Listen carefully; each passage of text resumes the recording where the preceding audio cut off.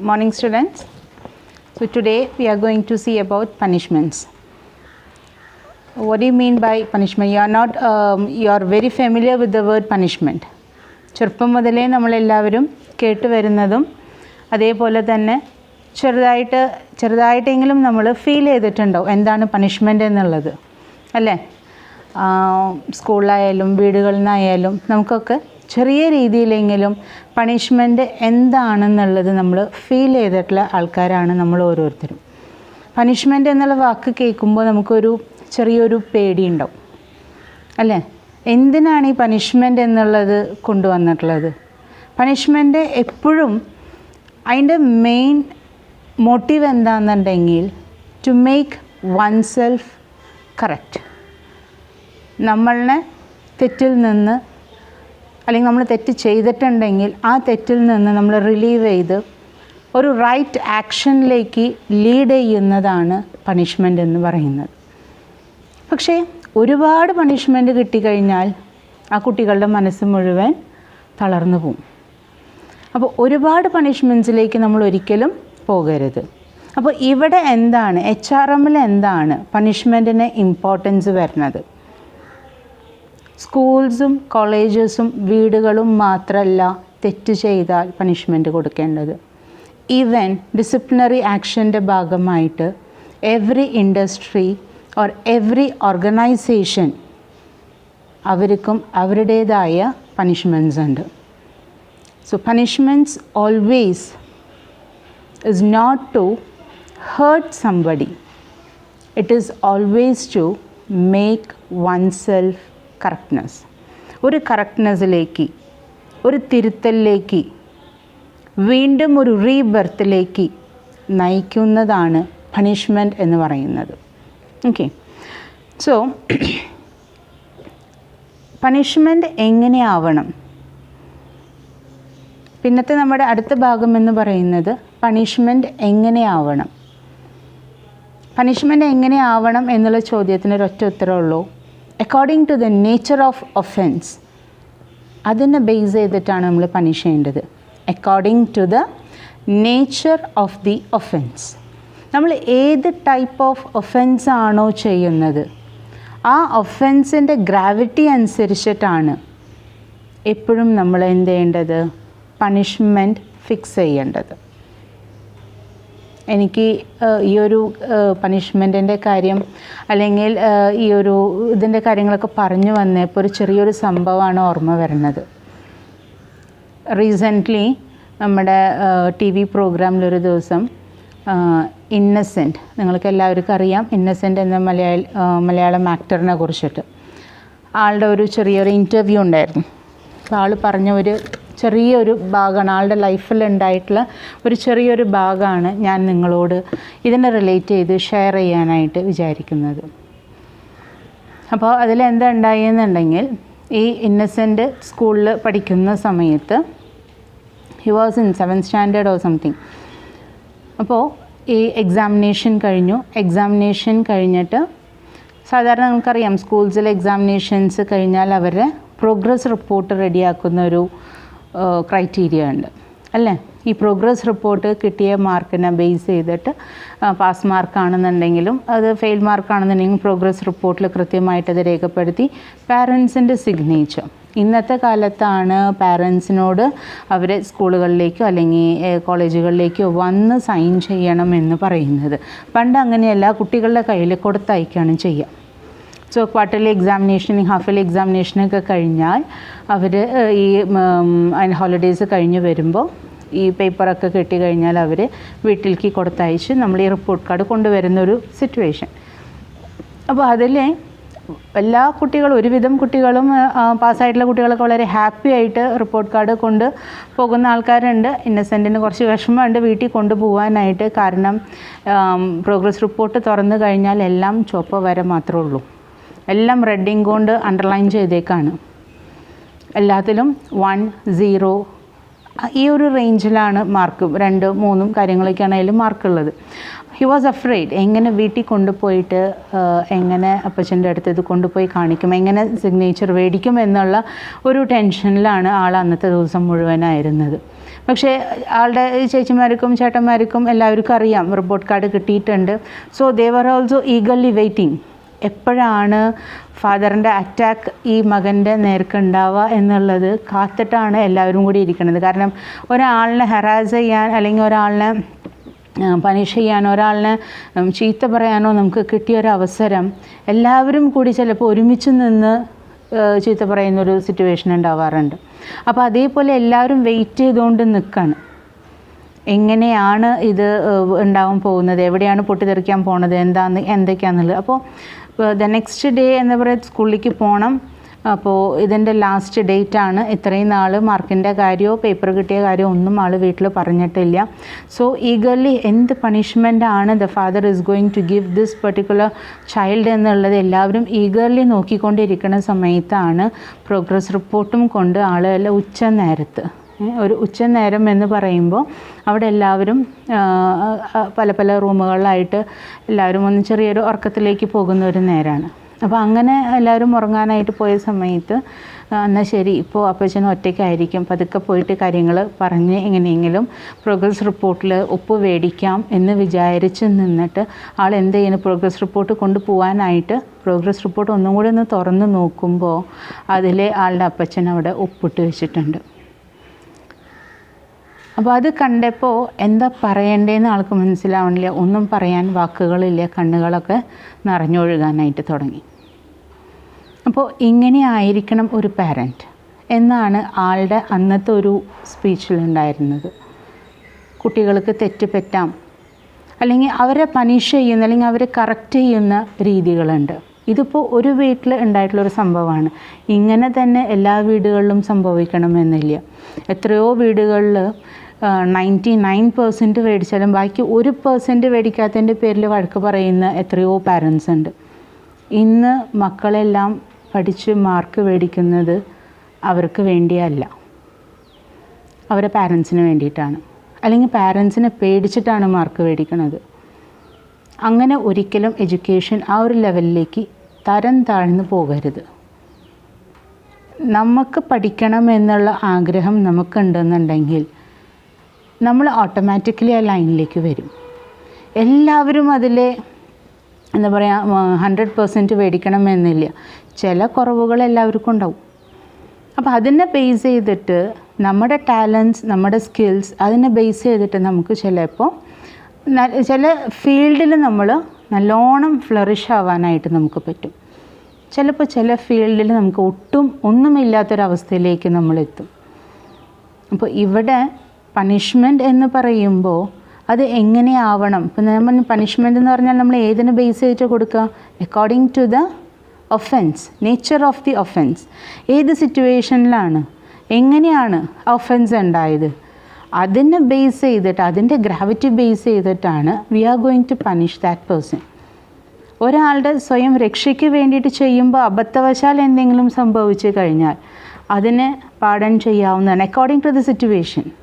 അപ്പോൾ ആ സിറ്റുവേഷനും ആ കാര്യങ്ങളൊക്കെ കണക്കിലെടുത്ത് ചിലപ്പോൾ പണിഷ്മെൻറ്റ്സിൽ വേവറിങ് വരാറുണ്ട്.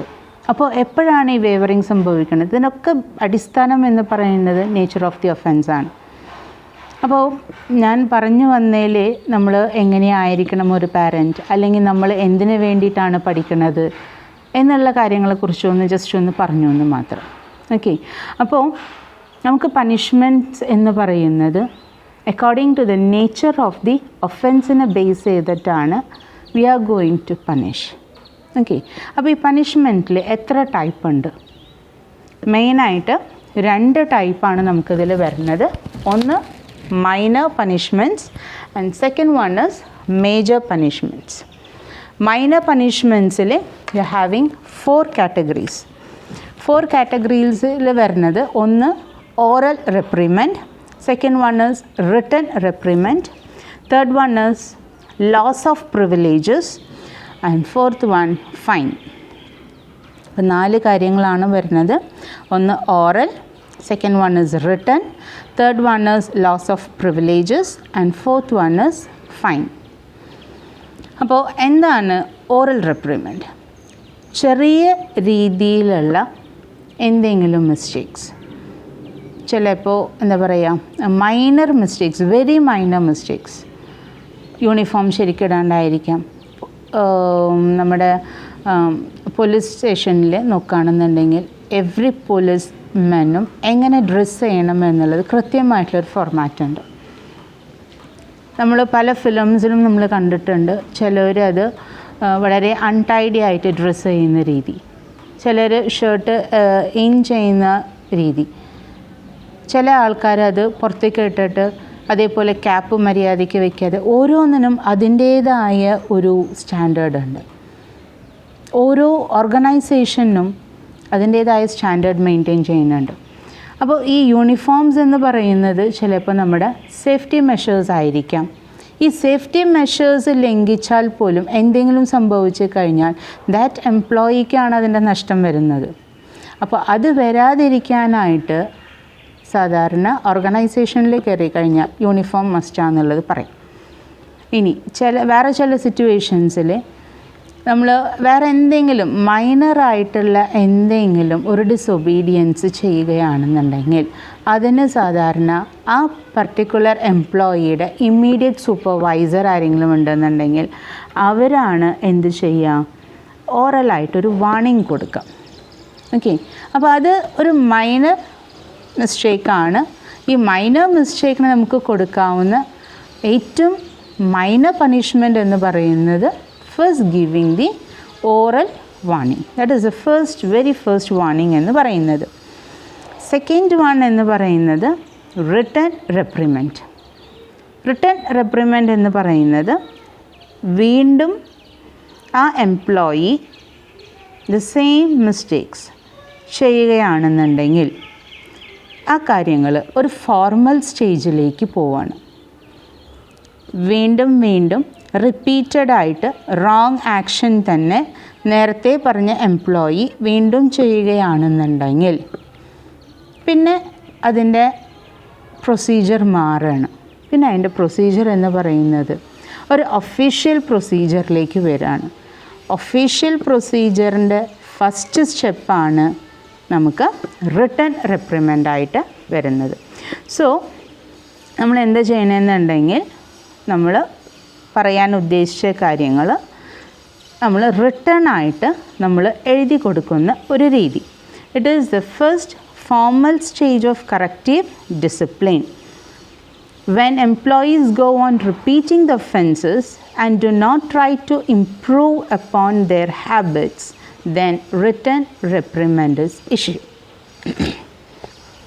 അപ്പോൾ വീണ്ടും ആ പർട്ടിക്കുലർ എംപ്ലോയി പിന്നെയും തെറ്റിലേക്ക് തന്നെയാണ് അല്ലെങ്കിൽ തന്നെ കറക്റ്റ് ചെയ്യാനായിട്ട് ആൾ ഉദ്ദേശിക്കുന്നില്ല എന്നുണ്ടെങ്കിൽ പിന്നെ കാര്യങ്ങൾ ഫോർമൽ സ്റ്റേജിലേക്ക് പോവുകയാണ്. ഫോർമൽ സ്റ്റേജിൻ്റെ ഫസ്റ്റ് സ്റ്റെപ്പാണ് റിട്ടൺ റെപ്രിമെൻഡ് എന്ന് പറയുന്നത്. വൺസ് ഒരു റിട്ടൺ റെപ്രിമെൻഡ് ഉണ്ടായിക്കഴിഞ്ഞാൽ ഇത് മുഴുവൻ ആ പേഴ്സൻ്റെ പേഴ്സണൽ പ്രൊഫൈലിലേക്ക് റെക്കോർഡഡ് ആവുകയാണ്. അപ്പോൾ every institution or every organisation അവിടെയുള്ള എംപ്ലോയിനെ കുറിച്ചിട്ടൊരു ഫയലുണ്ടായിരിക്കും.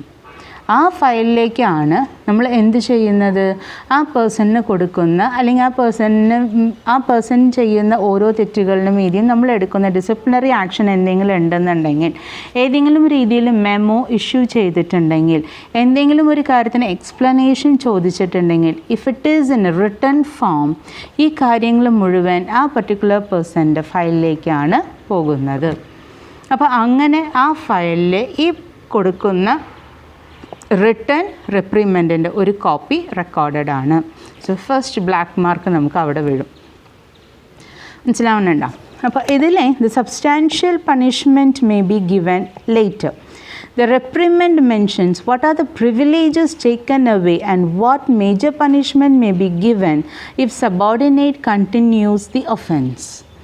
അപ്പോൾ ഈ റിട്ടൺ റെപ്രിമെൻറ്റിൽ എന്താ ഉണ്ടാവാന്നുണ്ടെങ്കിൽ വീണ്ടും ഈ പർട്ടിക്കുലർ എംപ്ലോയി ഈ തരത്തിൽ തന്നെ റോങ് ആക്ഷൻസ് തന്നെയാണ് കണ്ടിന്യൂ ചെയ്യുന്നതെങ്കിൽ ഫ്യൂച്ചറിൽ ഇയാൾക്ക് ഉണ്ടാകാൻ പോകുന്ന ലോസ് ഓഫ് പ്രിവിലേജസിനെ കുറിച്ചിട്ട് അതിൽ നോട്ട് ചെയ്തിട്ടുണ്ടായിരിക്കും.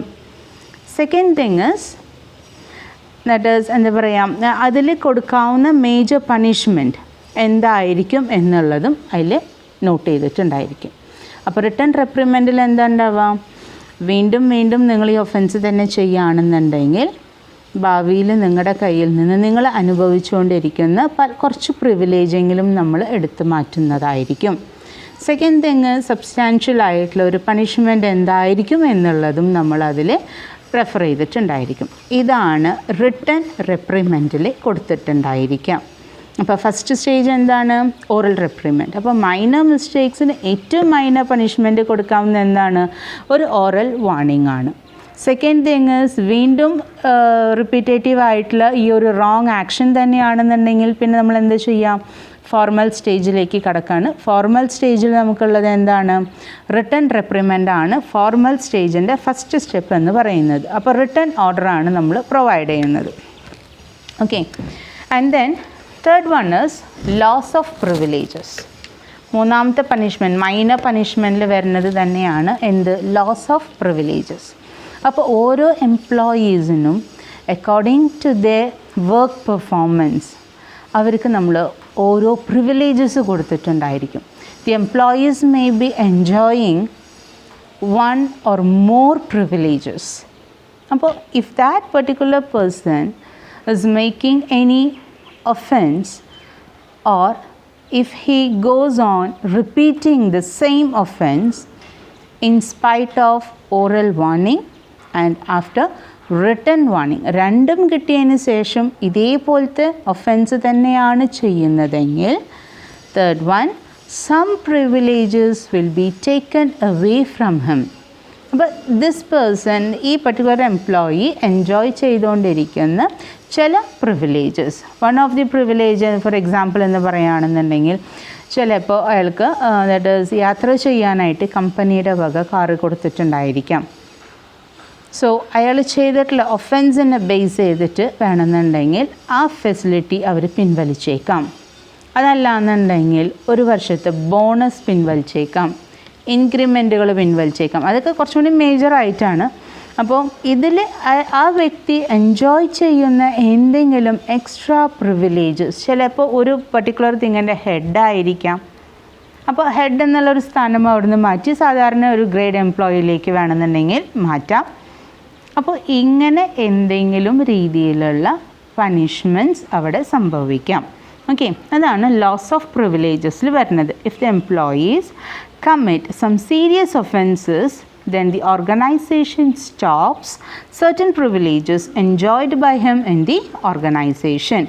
അപ്പോൾ വീണ്ടും വീണ്ടും ഇയാൾ ഈ പർട്ടിക്കുലർ ഒഫൻസ് തന്നെയാണ് ചെയ്തുകൊണ്ടിരിക്കുന്നതെങ്കിൽ, അല്ലെങ്കിൽ ഒരു സീരിയസ് ഒഫൻസിലേക്ക് കടക്കുകയാണെന്നുണ്ടെങ്കിൽ കമ്പനിക്ക് വേറെ നിവൃത്തിയൊന്നുമില്ല. Company will stop the privileges which they have given to the employee.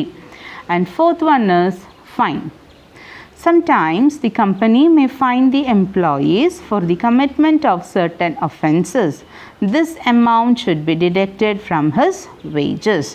അപ്പോൾ വീണ്ടും അങ്ങനെ റിപ്പീറ്റേറ്റീവ് ആക്ഷനോ അതല്ലാന്നുണ്ടെങ്കിൽ ചില ടൈപ്പ് ഓഫ് ഒഫൻസിനെ കമ്പനി എന്ത് ഡിസൈഡ് ചെയ്യും? ഫൈൻ ഡിസൈഡ് ചെയ്യും. ചിലപ്പോൾ എന്നും വൈകി വരുന്ന എംപ്ലോയിയുടെ കയ്യിൽ നിന്നും ദിസ് മച്ച് ഓഫ് എമൗണ്ട് ഓരോ ദിവസം ആദ്യത്തെ ഒരു എന്താ പറയുക, ഒരു 1 or 2 days കഴിഞ്ഞാൽ വാർണിങ്സ് കഴിയും. അത് കഴിഞ്ഞാൽ റിട്ടേൺ ആയിട്ടുള്ള കാര്യങ്ങളൊക്കെ കഴിയും. അത് കഴിഞ്ഞിട്ട് പിന്നെ ചില പണിഷ്മെൻറ്റ്സിന് ചില ഒഫൻസിന് ചില പണിഷ്മെൻറ്റ്സ് കമ്പനി ഡിസൈഡ് ചെയ്ത് വെച്ചിട്ടുണ്ടായിരിക്കും. അതിൽ ഒന്നാണ് ഫൈൻ എന്ന് പറയുന്നത്. അപ്പോൾ ദാറ്റ് ഈസ് ആ പർട്ടിക്കുലർ എംപ്ലോയി അങ്ങനത്തെ എന്തെങ്കിലും ഒഫൻസസ് ചെയ്യുകയാണെന്നുണ്ടെങ്കിൽ ആ എംപ്ലോയിയുടെ വേജസിന് ഈ ഫൈൻ എമൗണ്ട് കട്ട് ചെയ്യുക എന്നുള്ളൊരു രീതിയാണ് അതിൽ വരുന്നത്. ഓക്കെ, അപ്പോൾ 4 കാര്യങ്ങളും മനസ്സിലായാം. മൈനർ പണിഷ്മെൻറ്റിൽ ഒന്ന് ഓറൽ റിപ്രിമെൻറ്റ്, മറ്റൊന്ന് written reprimand, third one is loss of privileges and fourth one is fine. അപ്പോൾ പണിഷ്മെൻറ്റ് എന്തിനുള്ളതാണ്? Always to correct a person. അതിന് വേണ്ടിയിട്ടാണ് പണിഷ്മെൻറ്റ് കൊടുക്കുന്നത്. പിന്നെ how punishment can be given, എങ്ങനെയാണ് പണിഷ്മെൻറ്റ് കൊടുക്കാനായിട്ട് പറ്റുക? According to the nature of the offense. അപ്പോൾ according to the nature of the offense പണിഷ്മെൻറ്റ്സിനെ നമുക്ക് എത്ര ടൈപ്പായിട്ട് ഡിവൈഡ് ചെയ്യാം? 2 ടൈപ്പായിട്ട് ഡിവൈഡ് ചെയ്യാം. ഒന്ന് മൈനറും മറ്റൊന്ന് മേജറും. മൈനറിൽ നമുക്ക് എത്ര എണ്ണം വരുന്നുണ്ട്? 4 കാറ്റഗറി വരുന്നുണ്ട്. ഒന്ന് ഓറൽ, മറ്റൊന്ന് written, and third one is loss of privileges, and fourth one is fine. Okay, and next is major punishments. ഇനി നമ്മൾ മൈനറായിട്ടുള്ള കാര്യങ്ങളൊക്കെ കഴിഞ്ഞു, മൈനർ പണിഷ്മെൻറ്റ്സിനെ റിലേറ്റ് ചെയ്തിട്ടുള്ള കാര്യങ്ങളൊക്കെ പറഞ്ഞു. ഇനി മേജർ ക്രൈം അല്ലെങ്കിൽ മേജർ ഒഫൻസ് ആണ് നടക്കുന്നതെങ്കിൽ പണിഷ്മെൻറ്റ്സും മേജർ ആയിരിക്കണം. അപ്പോൾ അങ്ങനെ മേജർ ആണെന്നുണ്ടെങ്കിൽ അതിൽ ഏതൊക്കെ പണിഷ്മെൻ്റാണ് മേജർ പണിഷ്മെൻറ്റ് എന്ന് പറയുന്നത്? മേജർ പണിഷ്മെൻറ്റിൽ നമുക്ക് വിത്ത് ഹോൾഡിങ് ഇൻക്രിമെൻറ്റ്സ്, ഇൻക്രിമെൻ്റ് എന്നുള്ള വാക്ക് കേട്ടിട്ടുണ്ടാവും എന്ന് വിചാരിക്കുന്നു. അതായത് നമ്മളൊരു സ്ഥാപനത്തിൽ ജോലി ചെയ്യുമ്പോൾ ഓരോ വർഷം ചെല്ലും തോറും അവർ സീനിയോറിറ്റി ബേസ് ചെയ്തിട്ട് നമ്മൾ എന്ത് ചെയ്യണം, അവർക്ക് ഒരു ചെറിയൊരു എമൗണ്ട് ഇൻക്രിമെൻ്റായിട്ട് അവരുടെ സാലറിയിൽ നമ്മൾ കൊടുക്കും. Apart from bonus and everything, അതൊക്കെ വേറെ. അതിന് പുറമെ ബേസിക് സാലറിയിൽ കൊടുക്കുന്ന ഒരു ചെറിയ ഇൻക്രീസിനെയാണ് we call it as increment എന്ന് പറയുന്നത്. Second one is suspension, third one is demotion, fourth one is discharge and fifth one is dismissal. അപ്പോൾ 5 കാര്യങ്ങളാണ് മേജർ പണിഷ്മെൻറ്റ്സിൽ നമുക്ക് വരുന്നത്. Withholding increments, that is the very first point. This type of punishment is generally given to serious offences. A proper procedure is followed for awarding such punishments.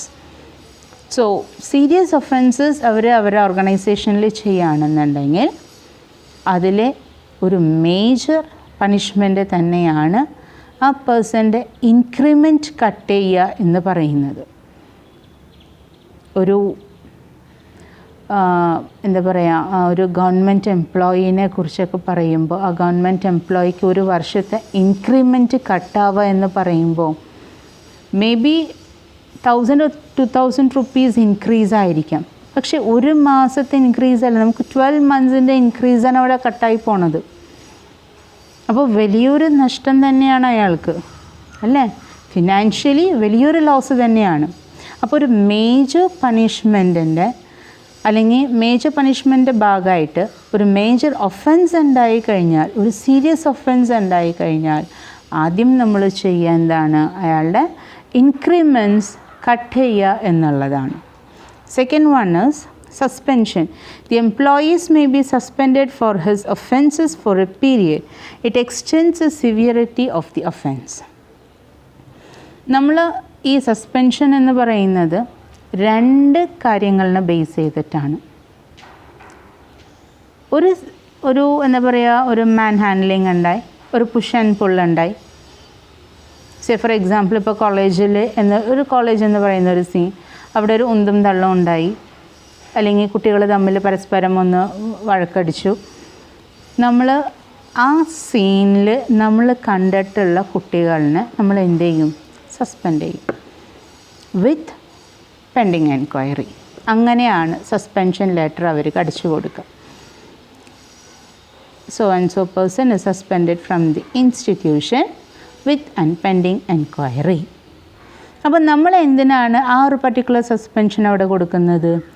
ആ ചെയ്തിട്ടുള്ള ഒഫൻസിന്ന്, ആ crime സീനിൽ നിന്ന് നമ്മൾ കണ്ടിട്ടുള്ള ആ ഒരു സിറ്റുവേഷനിൽ ഉണ്ടായിട്ടുള്ള കുറച്ച് കുട്ടികളിനെയാണ് നമ്മൾ എന്ത് ചെയ്തിട്ടുള്ളത്, നമ്മൾ മാറ്റി നിർത്തിയിട്ടുള്ളത്. ഓക്കെ, അപ്പം അങ്ങനെ മാറ്റി നിർത്തിയ കുട്ടികളിനെ നമ്മൾ സസ്പെൻഡ് ചെയ്തത് വിത്ത് പെൻഡിങ് എൻക്വയറിയാണ്. സോ ആ കുട്ടികൾ വീണ്ടും കോളേജിലേക്ക് പിറ്റേ ദിവസം തന്നെ വന്നു കഴിഞ്ഞാൽ വീണ്ടും ചിലപ്പോൾ എന്തെങ്കിലും രീതിയിലുള്ള പുഷ് ആൻഡ് പുൾ ഉണ്ടായേക്കാം. അപ്പോൾ അത് കാരണം നമ്മൾ എന്ത് ചെയ്യണം, ഒരു 3 days അല്ലെങ്കിൽ ഒരു 5 days നമ്മൾ മാറ്റി നിർത്താം. അപ്പോൾ ഈ ഉണ്ടായ ഇഷ്യൂവിൻ്റെ വലിയൊരു ചൂട് അങ്ങോട്ട് കുറയും. കാരണം ഏത് കാര്യം ഉണ്ടായാലും ആ ഒരു ഓൺ ദ സ്പോട്ട് നമ്മൾ വരുന്ന വികാരത്തിൽ നമ്മൾ എടുക്കുന്ന പല ഡിസിഷൻസ് ഉണ്ടായിരിക്കും. ആ ഒരു സിറ്റുവേഷനിൽ ആ പേഴ്സണെ ഒഴിവാക്കി കഴിഞ്ഞാൽ, ഒരു 3-4 ദിവസത്തേക്ക് മാറ്റി നിർത്തി കഴിഞ്ഞാൽ പിന്നെ അന്നുണ്ടായ സീനിൻ്റെ ഗ്രാവിറ്റി അവിടെ കുറയുകയാണ് ചെയ്യുന്നത്. അപ്പോൾ ഈ ദിവസങ്ങളിൽ എന്താണ് ഉണ്ടായത്, ആരൊക്കെയാണ് ഇതിനെ കാരണക്കാർ എന്നുള്ള കാര്യങ്ങളൊക്കെ നമുക്ക് എന്ത് ചെയ്യാൻ പറ്റും, ചോദിച്ച് അറിയാനായിട്ട് പറ്റും. That is why that particular student is suspended from that institution with an pending enquiry. അപ്പോൾ പെൻഡിങ് എൻക്വയറി എവിടെ പെൻഡിങ് ആയിട്ട് നിൽക്കണം. അപ്പോൾ ആ പറയുന്ന ദിവസങ്ങളിൽ അവർക്ക് എൻക്വയറി കണ്ടക്ട് ചെയ്യാനായിട്ട് പറ്റും. വാട്ട് ഹാസ് ഹാപ്പൻഡ് എന്നുള്ളത് നമുക്ക് കൃത്യമായിട്ട് അറിഞ്ഞ് മനസ്സിലാക്കാനായിട്ട് പറ്റും. അതിന് ബേസ് ചെയ്തിട്ടാണ് അവർക്ക് എന്ത് ചെയ്യാൻ പറ്റുള്ളൂ, ഒരു പണിഷ്മെൻറ്റ് കൊടുക്കാനായിട്ട് പറ്റില്ല. കാരണം അതിൻ്റെ ഗൗരവം എത്രത്തോളം ഉണ്ട്, ആ ഒരു ഒഫൻസിൻ്റെ സീരിയസ്നെസ് എത്രത്തോളം ഉണ്ട്, ഗ്രാവിറ്റി എത്രത്തോളം ഉണ്ട്, വൈ ദിസ് ഹാസ് ഹാപ്പൻഡ് എന്നുള്ള കാര്യങ്ങളൊക്കെ നമുക്ക് മനസ്സിലാക്കിയെടുക്കാനായിട്ട് പറ്റും. അപ്പോൾ സസ്പെൻഷൻ എന്ന് പറയുന്നത് നമ്മൾ ഒരു സീനിൽ കൊടുക്കുന്നത് എന്താണ്, നമ്മൾ that is with a pending enquiry. Second one is suspend ചെയ്യുക എന്ന് പറയുന്നത് ഓർഗനൈസേഷൻ നമ്മളിൽ നിന്ന് ഉദ്ദേശിക്കുന്ന കാര്യങ്ങൾ അവർക്ക് കിട്ടിയില്ല എന്നുണ്ടെങ്കിൽ ഒരു പണിഷ്മെൻ്റായിട്ട് അവർക്ക് എന്ത് ചെയ്യാം, നമ്മളെ കുറച്ച് ദിവസത്തേക്ക് മാറ്റി നിർത്താം. സോ ഈ മാറ്റി നിർത്തുമ്പോൾ ഹേർട്ടാവേണ്ട ആവശ്യമില്ല. നമ്മൾ എന്താ ചെയ്യേണ്ടത്, ഇനി അങ്ങനത്തെ ഒരു സിറ്റുവേഷൻ ഉണ്ടാകാതിരിക്കാനായിട്ടുള്ള കറക്റ്റീവ് മെഷേഴ്സാണ് സസ്പെൻഡഡ് ആയ പേഴ്സൺ ചിന്തിക്കേണ്ടത്. ഓക്കെ, അവിടെ ഒരിക്കലും പണിഷ്മെൻറ്റ്സ് നമ്മൾ ഹേർട്ട് ചെയ്യാനല്ല എന്നുള്ളത് നമ്മൾ ആദ്യം മനസ്സിലാക്കാം. ചെറുപ്പത്തിലൊക്കെ നമ്മുടെ വീട്ടിലമ്മമാരൊക്കെ നമ്മൾ തല്ലുമ്പോൾ നമ്മൾ തല്ലിക്കൊല്ലാനല്ല, അല്ലേ, നമ്മൾ വീണ്ടും വീണ്ടും ആ തെറ്റ് ചെയ്യാതിരിക്കാൻ വേണ്ടിയിട്ടാണ്. ആദ്യം പറയും, അമ്മമാർ പറയും, അല്ലേ, നമ്മുടെ അടുത്തൊക്കെ സ്നേഹത്തോടെ പറഞ്ഞു തരാറുണ്ട്. അത് കഴിഞ്ഞ് വീണ്ടും അത് ചെയ്യുമ്പോൾ ടോൺ മാറും, പിന്നെയും ചെയ്യുമ്പോൾ നമുക്ക് ചിലപ്പോൾ അടി കിട്ടിയെന്ന് വരും. അപ്പോൾ അതേപോലെ തന്നെയാണ് ഇവിടെയും. ദി കമ്പനി അല്ലെങ്കിൽ organisation is expecting this type of behaviour or this type of result from that particular employee if the company is not getting it. അവർ ഉദ്ദേശിച്ച കാര്യങ്ങൾ ആ പർട്ടിക്കുലർ എംപ്ലോയിയുടെ കയ്യിൽ നിന്ന് കിട്ടിയില്ല എന്നുണ്ടെങ്കിൽ, അല്ലെങ്കിൽ അവർ പറയുന്ന രീതിയിലല്ല നമ്മൾ കാര്യങ്ങൾ ചെയ്യുന്നതെങ്കിൽ നമ്മൾ ഓർഗനൈസേഷൻ എഗെയിൻസ്റ്റ് ആയിട്ട് പോവുകയാണ്. So it is A major offence and that should be punished. അപ്പോൾ അങ്ങനെ വേണമെന്നുണ്ടെങ്കിൽ 5 days or 15 days or 21 days വേണമെന്നുണ്ടെങ്കിൽ അവരിനെ സസ്പെൻഡ് ചെയ്യാവുന്നതാണ്. Okay, and third one is demotion. So all of you would have heard about the word promotion. അപ്പോൾ എന്താണ് promotion? നമ്മൾ ചെയ്യുന്ന ജോലി, അതിൻ്റെ performance if it is excellent, നമുക്ക് എന്ത് ചെയ്യാണ്, we are getting an appreciation in the form of promotion, അല്ലേ. അപ്പോൾ what you do when we do more than the company's expectation, we are getting a appraisal, we are getting a performance appraisal. അതല്ലാന്നുണ്ടെങ്കിൽ we are getting an appreciation. അവിടെ appraisal നടത്തി നമ്മൾ അവർ വിചാരിച്ചതിനേക്കാളും bigger ലെവലിലേക്ക് നമ്മൾ achieve ചെയ്ത് കഴിഞ്ഞാൽ, for the employees achievement the company is giving an appreciation in the form of promotion. പക്ഷേ ഇവിടെ നമ്മൾ കേൾക്കുന്ന വാക്ക് എന്താണ്, ഡിമോഷൻ. സോ നേരെ ഓപ്പോസിറ്റാണ്. So the particular employee has done against the company's expectation. അവർ ഉദ്ദേശിച്ച പോലെയല്ല, അവർ ഉദ്ദേശിച്ചതിൻ്റെ ഓപ്പോസിറ്റായിട്ടായിരിക്കും ചിലപ്പോൾ കാര്യങ്ങൾ നടന്നിട്ടുണ്ടായിരിക്കാം. അവർ ഉദ്ദേശിച്ച റിസൾട്ട് കിട്ടിയിട്ടുണ്ടാവില്ല. അവർ ഒരു പേഴ്സണെ എംപ്ലോയ് ചെയ്യുമ്പോൾ ആ പേഴ്സണിൽ നിന്ന് അവർ എക്സ്പെക്റ്റ് ചെയ്യുന്ന ചില കാര്യങ്ങളുണ്ടായിരിക്കാം. ആ എക്സ്പെക്റ്റേഷൻ അനുസരിച്ച് കാര്യങ്ങൾ വന്നില്ല എന്നുണ്ടെങ്കിൽ we are not a good performer എന്ന് വേണമെന്ന് നമുക്ക് പറയാം. അപ്പോൾ അങ്ങനെ an employee who is not a good performer will be rewarded. എങ്ങനെ റിവാർഡ് ചെയ്യുക അവരിനെ, അല്ലെങ്കിൽ എങ്ങനെ അവാർഡ് ചെയ്യുക അവരിനെ, ഡിമോഷൻ എന്നുള്ള രീതിയിലാണ്. അപ്പോൾ അവരിപ്പോൾ എൻജോയ് ചെയ്യുന്ന പൊസിഷനിൽ നിന്ന് താഴത്തേക്ക് വരാം. അതാണ് അവരുടെ കാര്യങ്ങളായിട്ട് വരുന്നത്. അപ്പോൾ demotion means it means changing the position of the employees from a higher grade to a lower grade. Higher ഗ്രേഡിൽ നിന്ന് നേരെ നമ്മൾ ലോവർ ഗ്രേഡിലേക്കാണ് നമ്മൾ വരുന്നത്. പ്രൊമോഷൻ എന്ന് പറഞ്ഞു കഴിഞ്ഞാൽ ലോവർ ഗ്രേഡിൽ നിന്ന് ഹയർ ഗ്രേഡിലേക്കാണ് പോവുക. ഇവിടെ ഡിമോഷൻ എന്ന് പറഞ്ഞാൽ ഹയർ ഗ്രേഡിൽ നിന്ന് ലോവർ ഗ്രേഡ്. കാരണം എന്താണ്, that employee is not up to the expectation of the organisation. Next is discharge. Discharge എന്ന് പറഞ്ഞു കഴിഞ്ഞാൽ it is removal of the employee from the job. It is generally referred as industrial capital punishment.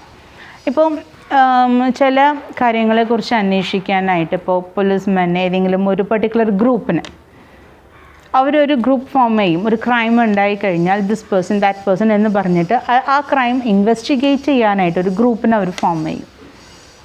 അതിന് അവർക്ക് prescribed days അവർ കൊടുക്കും. If that investigation is not progressing അല്ലെങ്കിൽ if it goes against the laws and regulations എന്നുണ്ടെങ്കിൽ company എന്ത് ചെയ്യാം? അവരെ discharge ചെയ്യാം. ദാറ്റ് ഈസ് ആ പർട്ടിക്കുലർ ഡ്യൂട്ടിന്ന് അവരെ മാറ്റി നിർത്താം. So and so persons from today onwards അല്ലെങ്കിൽ from now onwards are not requested to enter in to this investigation. So ആ കേസ് വേറെ ഏതെങ്കിലും ഒരു ഗ്രൂപ്പിന് ഹാൻഡിൽ ചെയ്യും.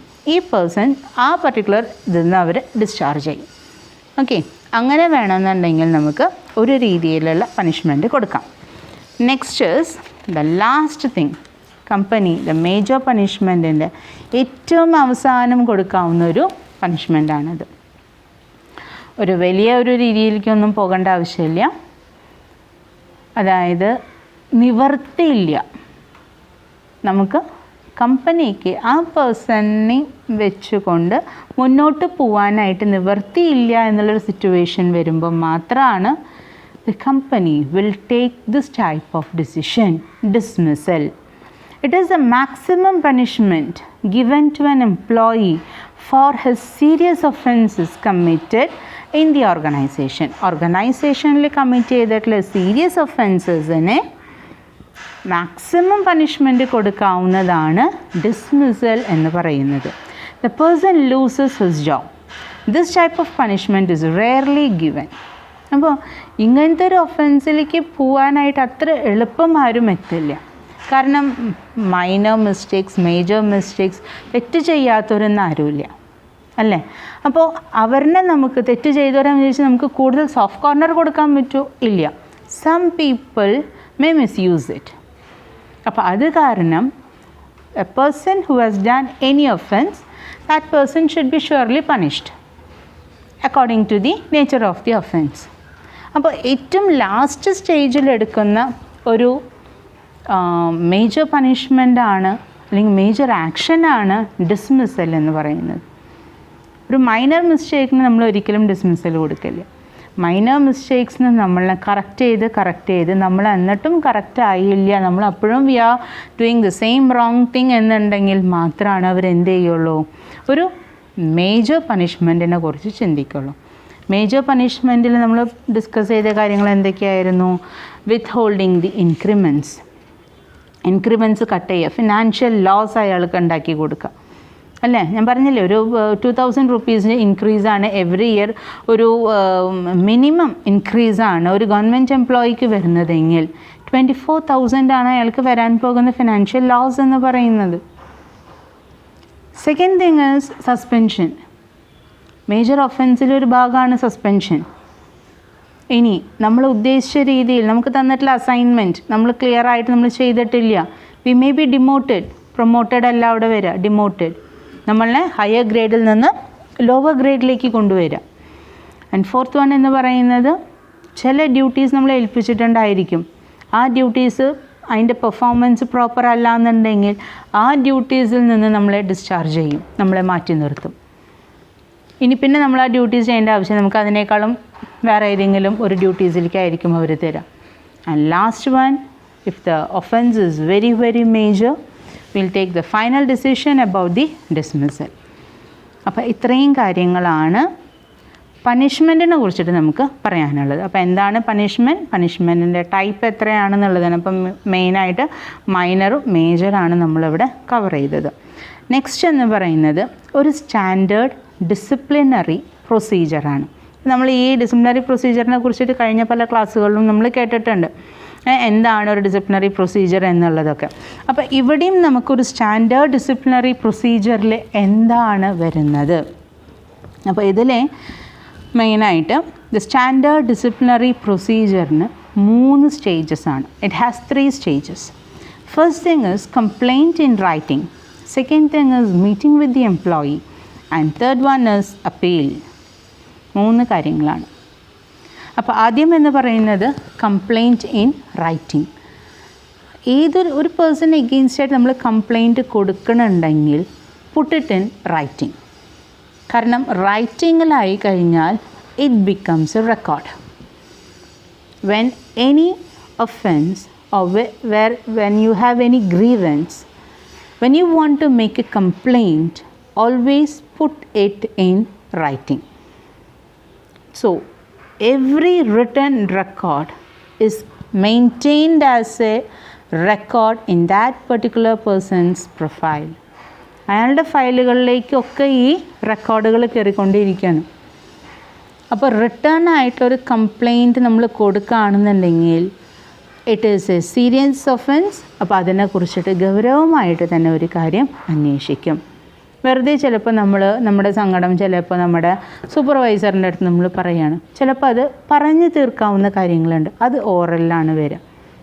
When it is a serious complaint, that person if he want to give any complaint, put that complaint in writing. That is the first stage. Second stage, complaint കിട്ടിക്കഴിഞ്ഞാൽ പിന്നെ അന്വേഷിക്കാതെ ഇരിക്കാനായിട്ട് പറ്റില്ല. So ഏത് ഓഫീസറിനാണോ നമ്മൾ ഫോർവേഡ് ചെയ്തിട്ടുണ്ടെങ്കിൽ that officer automatically എന്താ വരുന്നത്, അവിടെ ആ പേഴ്സൺ ഈ ഒരു കംപ്ലയിൻറ്റിനെ എങ്ങനെയെങ്കിലും ക്ലിയർ ചെയ്യണം. അപ്പോൾ ഈ കംപ്ലയിൻറ്റിന് ഉണ്ടായിട്ടുള്ള ആൾക്കാരനെ അതിൽ ഇൻവോൾവ് ചെയ്തിട്ടുള്ള ആൾക്കാരായിട്ട് he has to conduct a meeting. എന്താണ് അവിടെ സംഭവിച്ചിട്ടുള്ളത് എന്നുള്ളത്. അപ്പോൾ കംപ്ലയിൻറ്റ് തന്ന വ്യക്തിനെ നമ്മൾ വിളിക്കണം, എന്താണ് അയാൾക്ക് പറയാനുള്ളത്, ആർക്കെതിരായിട്ടാണോ കംപ്ലയിൻറ്റ് കൊടുത്തിട്ടുള്ളത് അയാളിനെയും വിളിക്കണം, അയാൾക്കും എന്താണ് പറയാനുള്ളത് എന്നുള്ളത് നമ്മൾ കേൾക്കണം. രണ്ട് പേർക്കും പറയാനുള്ളത് എന്താണെന്നുള്ളത് കേട്ടാലാണ് കേൾക്കുന്ന വ്യക്തിക്ക് ഉചിതമായിട്ടുള്ളൊരു തീരുമാനം എടുക്കാനായിട്ട് പറ്റുള്ളൂ. അപ്പോൾ second thing is, after making the written complaint, second stage എന്ന് പറയുന്നത് മീറ്റിംഗ് വിത്ത് ദി എംപ്ലോയി. അപ്പോൾ ഇതിൽ ഇൻവോൾവ് ചെയ്തിട്ടുള്ള പേഴ്സൺസായിട്ട് നേരിട്ടുള്ള ഒരു മീറ്റിംഗ് ആണ്. ആൻഡ് തേർഡ് വൺ എന്ന് പറയുന്നത് appeal. If the employee wishes to appeal against a disciplinary action that has been decided upon, he must be invited to a further meeting. അപ്പോൾ നമ്മൾ ആ മീറ്റിംഗ് കണ്ടക്ട് ചെയ്തതിന് ശേഷം നമ്മൾ എന്താണ് ഡിസിഷൻ എടുത്തിട്ടുള്ളത് ഇതൊക്കെ നമ്മൾ ആ പർട്ടിക്കുലർ എംപ്ലോയിനെ നമ്മൾ ബോധ്യപ്പെടുത്തി കഴിഞ്ഞു. അത് കഴിഞ്ഞിട്ടും ഇഫ് ദാറ്റ് പേഴ്സൺ വിഷസ്, ആ പർട്ടിക്കുലർ എംപ്ലോയി അപ്പീലിന് പോകാനാണ് താല്പര്യപ്പെടുന്നതെങ്കിൽ ഒരു മീറ്റിങ്ങും കൂടി വിളിക്കേണ്ടതാണ്. എന്നിട്ട് അയാളുടെ കാര്യം, ഞാനിതിൽ സാറ്റിസ്ഫൈഡ് അല്ല, I want to go for an appeal എന്നുള്ള കാരണം അപ്പീലിന് പോകണമെന്നുണ്ടെങ്കിലും നമുക്ക് അവരുടെ കാര്യങ്ങളൊക്കെ നമുക്ക് കിട്ടണം. അപ്പോൾ എന്തൊക്കെയാണ് ഇതിലെടുക്കാവുന്ന ഡിസിപ്ലിനറി ആക്ഷൻ? മൂന്നാമത്തെ അപ്പീലിൽ നമ്മൾ പറയുന്നുണ്ട്, if the employee wishes to appeal against the disciplinary action that has been decided upon, he must be invited to a further meeting. അപ്പോൾ ആ ഡിസിപ്ലിനറി ആക്ഷനിൽ എന്തൊക്കെ സംഭവിക്കാം? 3 കാര്യങ്ങൾ വരാം. First thing is drop the matter. Second one, provide counseling or training to help to resolve the matter. And third one, take disciplinary action. അപ്പോൾ 3 കാര്യങ്ങളാണ് disciplinary ആക്ഷൻ്റെ ഭാഗമായിട്ട് വരുന്നത്. ഒന്ന്, ഡ്രോപ്പ് ദ മാറ്റർ, അതായത് നമ്മൾ ഈ പർട്ടിക്കുലർ പേഴ്സണായിട്ട് മീറ്റിംഗ് ഒക്കെ നമ്മൾ കണ്ടക്ട് ചെയ്തു, ഇതിൻ്റെ റീസൺസും കാര്യങ്ങളൊക്കെ പ്രോസ് ആൻഡ് കോൺസ് എന്തൊക്കെയാണെന്നുള്ളത് നമ്മൾ വേർതിരിച്ചറിഞ്ഞു കഴിഞ്ഞു. അത് കഴിഞ്ഞ് നമ്മൾ എന്ത് ചെയ്യാണ്? തേർഡ് തിങ് ഇസ് നമ്മൾ ഡിസിപ്ലിനറി ആക്ഷനായിട്ട് പോകണം. അപ്പോൾ ഒന്നെങ്കിൽ ആ മാറ്റർ അവിടെ തന്നെ ഡ്രോപ്പ് ചെയ്യും, ഇവിടെ വെച്ച് അവസാനിക്കുകയാണ്. ഇനി നമ്മൾ ഫർദറായിട്ട് നമുക്ക് ജോലിക്ക് കയറാം, അല്ലെങ്കിൽ ആസ് യൂഷ്വൽ നമുക്ക് നിൽക്കാം, ഈ പറഞ്ഞ കാര്യങ്ങളൊക്കെ മറക്കാം. That is drop the matter. അപ്പോൾ ഈ ഡ്രോപ്പ് ചെയ്താലും ചിലപ്പോൾ നമ്മൾ സാറ്റിസ്ഫൈ ആവണമെന്നില്ല. സോ എംപ്ലോയി എന്ത് ചെയ്യാം? എനിക്ക് അപ്പീലിന് പോകണമെന്ന് വേണമെന്നുണ്ടെങ്കിൽ പറയാം. Second thing is drop the matter അല്ല എന്നുണ്ടെങ്കിൽ company will provide this particular employee to take a counseling. ഒരു കൗൺസിലിംഗ് സെഷന് പോകാനായിട്ട് പറയും. എന്തിനു വേണ്ടിയിട്ടാണ്? കൗൺസിലിംഗ് സെഷന് പോയിട്ട് ഈ സിറ്റുവേഷൻസ് ഇനി ഉണ്ടാകാതിരിക്കാനായിട്ടുള്ള കാര്യങ്ങൾ, അല്ലെങ്കിൽ അങ്ങനെ ഒരു സിറ്റുവേഷൻ വന്നു കഴിഞ്ഞാൽ അത് ഹാൻഡിൽ ചെയ്യാനുള്ള കാര്യങ്ങൾ പറഞ്ഞു കൊടുക്കാം. അതല്ല എന്നുണ്ടെങ്കിൽ സെക്കൻഡ് തിങ് ഇസ് അയാൾക്ക് ട്രെയിനിങ് കൊടുക്കാം. അപ്പോൾ ഈ മാറ്റർ ചിലപ്പോൾ അയാളുടെ ട്രെയിനിങ് കുറവായതുകൊണ്ടോ അല്ലെങ്കിൽ ലാക്ക് ഓഫ് സ്കിൽ ആയതുകൊണ്ടോ ഇങ്ങനെ സംഭവിക്കുകയാണെന്നുണ്ടെങ്കിൽ ആ പേഴ്സൺ ഒരു കറക്റ്റീവ് മെഷറായിട്ട് നമുക്ക് എന്ത് ചെയ്യാൻ പറ്റും, ട്രെയിനിങ് കൊടുക്കാനായിട്ട് പറ്റും. അതിലും അയാൾ സാറ്റിസ്ഫൈഡ് അല്ല എന്നുണ്ടെങ്കിൽ he can go for an appeal. And third thing is take disciplinary action. ആ ആക്ഷനിൽ വീണ്ടും നമുക്ക് 3 കാര്യങ്ങൾ പറയുന്നുണ്ട്. ഒന്ന്, transfer the work. Second one is demotion. And third one is non payment of bonus. 3 കാര്യങ്ങളാണ് വരുന്നത്. എന്ത്, ഒന്നെങ്കിൽ ആ പേഴ്സണിനെ നമ്മൾ ഡിസിപ്ലിനറി ആക്ഷൻ്റെ ഭാഗമായിട്ട് ആ സ്ഥാനത്തിൽ നിന്ന് വേറൊരു സ്ഥാനത്തേക്ക് ട്രാൻസ്ഫർ ചെയ്യാം. One place to another place നമ്മൾ ട്രാൻസ്ഫർ ചെയ്യാം. Second thing is demotion. അപ്പം ഒരു സ്ഥാപനമുള്ളൂ, നമുക്ക് ട്രാൻസ്ഫർ ചെയ്യാൻ പറ്റില്ല, അങ്ങനെയാണെന്നുണ്ടെങ്കിൽ ഡിമോഷൻ കൊടുക്കാം. ഡിമോഷൻ എന്ന് പറഞ്ഞാൽ എന്താണ്, ഹയർ ഗ്രേഡിൽ നിന്ന് ലോവർ ഗ്രേഡിലേക്കാണ് നമ്മളൊരു പേഴ്സണിനെ കൊണ്ടുവരുന്നത്. And third one is non payment of bonus. മൂന്നാമത് നമുക്ക് എന്ത് ചെയ്യാം, കമ്പനി കൊടുക്കാറുള്ള ബോണസ് എന്ന് പറയുന്നത് കമ്പനി എൻജോയ് ചെയ്യുന്ന പ്രോഫിറ്റ്സിൻ്റെ ഒരു മേജർ ഷെയറാണ് എംപ്ലോയീസിന് കൊടുക്കുന്നത്. കാരണം എംപ്ലോയീസ് ഇല്ലാന്നുണ്ടെങ്കിൽ കമ്പനി അച്ചീവ് ചെയ്യാനായിട്ട് പറ്റില്ല. സോ ആ ഹാപ്പിനെസ് ഷെയർ ചെയ്യണതാണ് ബോണസിലൂടെ. അപ്പോൾ ഇങ്ങനത്തെ ഒരു ഒഫൻസ് ചെയ്യുന്ന ആൾക്കാരാണെന്നുണ്ടെങ്കിൽ അവർക്ക് എന്ത് ചെയ്യാനായിട്ട് പറ്റും, ഈ ചില ബോണസും കാര്യങ്ങളും കട്ട് ചെയ്യുക. അതാണ് 3ാമത്തെ സ്റ്റേജ് എന്ന് പറയുന്നത്. അപ്പോൾ നമ്മൾ ഡിസിപ്ലിനറി പ്രൊസീജിയറിൻ്റെ 3 സ്റ്റേജാണ് നമ്മൾ പറഞ്ഞു വന്നത്. ഒന്ന്, complaint in writing. Second one, meeting with an employee. Third one, appeal.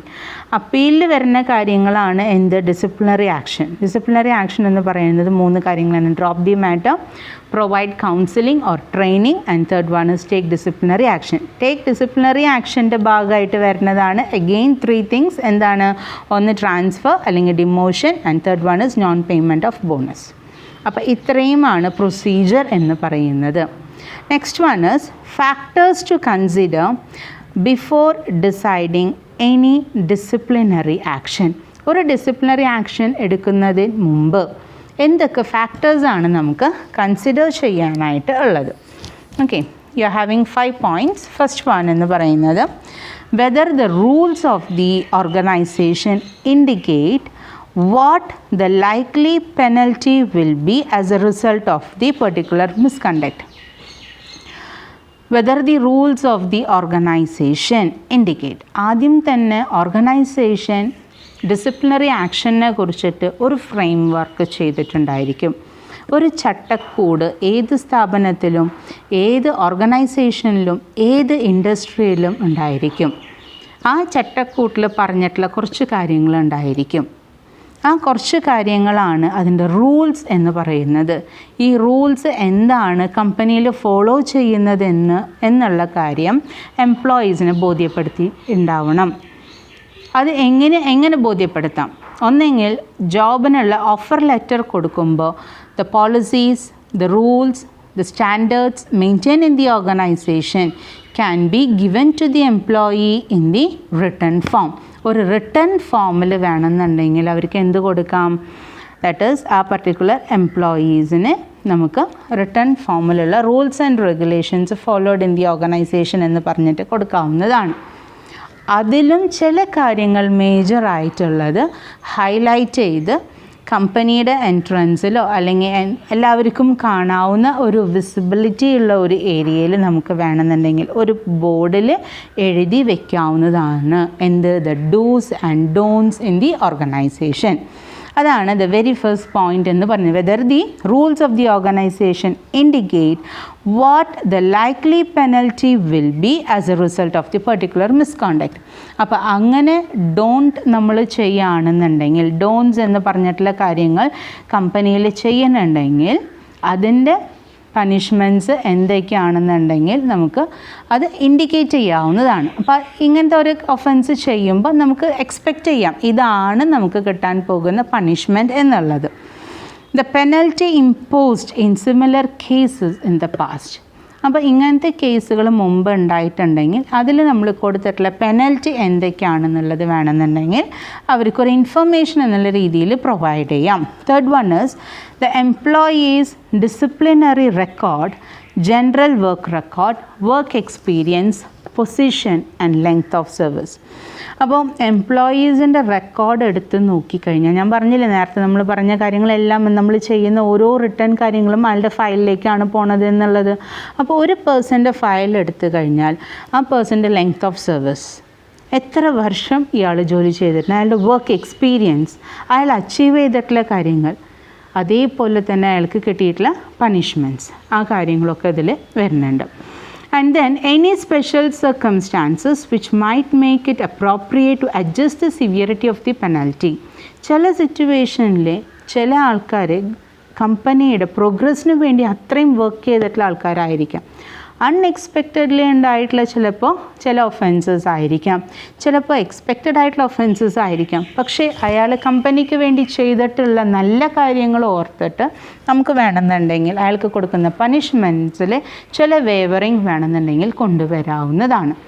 And then fifth one is whether the proposed penalty is reasonable in view of all the circumstances.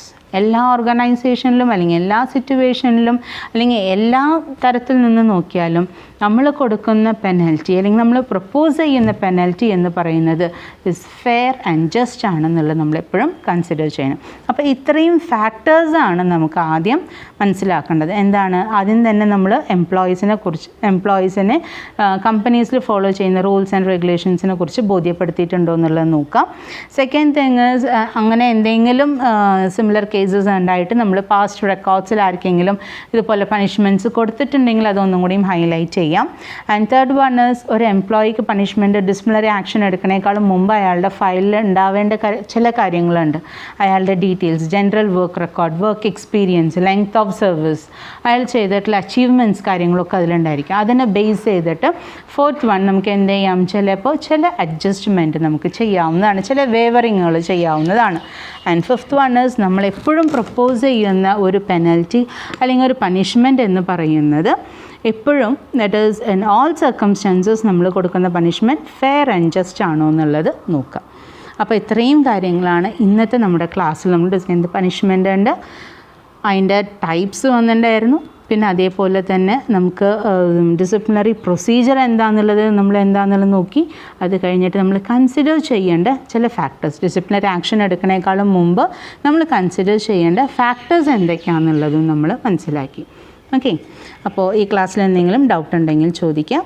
നമുക്കിനി അടുത്ത ക്ലാസ്സിൽ ഒരു ടൈപ്പ് ഓഫ് പണിഷ്മെൻറ്റ്, പല type of പണിഷ്മെൻറ്റിൽ one type of പണിഷ്മെൻറ്റിനെ കുറിച്ചിട്ടാണ് next ക്ലാസ്സിൽ നമ്മുടെ ഡിസ്കഷൻ എന്ന് പറയുന്നത്. So thank U.